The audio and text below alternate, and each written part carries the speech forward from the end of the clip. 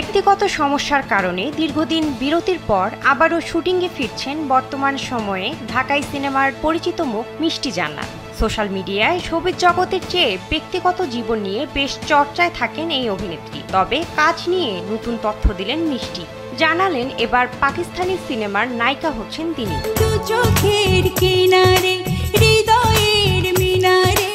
সম্প্রতি কালবালাকে দেওয়া একটি সাক্ষাৎকারে তিনি বলেন, আমার একটি পাকিস্তানি সিনেমার অফার এসেছে।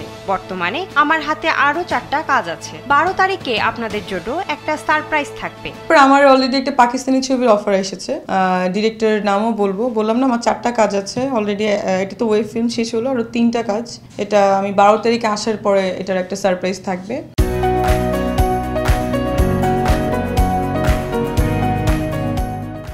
এছাড়াও অভিনেত্রী আরও জানান, শুধু ঢালিউডেই নয় হলিউডেও কাজ করতে চান তিনি। আমার তো ইচ্ছা আছে যে সব দেশে করা, স্পেশালি যেহেতু ইউএসএ চলে যাব, গ্রিন কার্ড করা হচ্ছে, মানে বেশি দিন লাগবে না, তো হলিউডেও কাজ করার আমার ইচ্ছা আছে। এবার বড় পর্দার পাশাপাশি ওটিটি প্ল্যাটফর্মে কাজ করছেন এই সুন্দরী।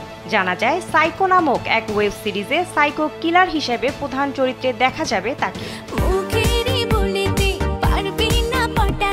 সাইকো ওয়েব সিরিজটিতে হিরোকে জানতে চাওয়া হলে সে প্রসঙ্গে মিষ্টি বলেন, আমার এই ওয়েব সিরিজে কোনো হিরো নেই। এখানে আমি হিরো, আবার আমি হিরোইন, কারণ সিরিজে 7 জনের সাথে আমার সম্পর্ক থাকে, তাই 7 জনকে নিয়েই এই স্টোরি।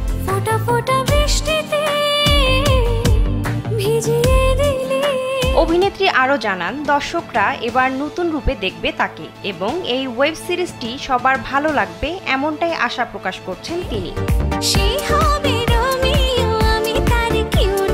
2014 সালে লাভ স্টেশন সিনেমার মাধ্যমে ঢালিউডে আত্মপ্রকাশ করেন মিষ্টি জান্নাত। এরপর তুই আমার রানী, আমার প্রেম তুমি, চিনি বিনি নামক একের পর এক সিনেমায় কাজ করেছেন তিনি।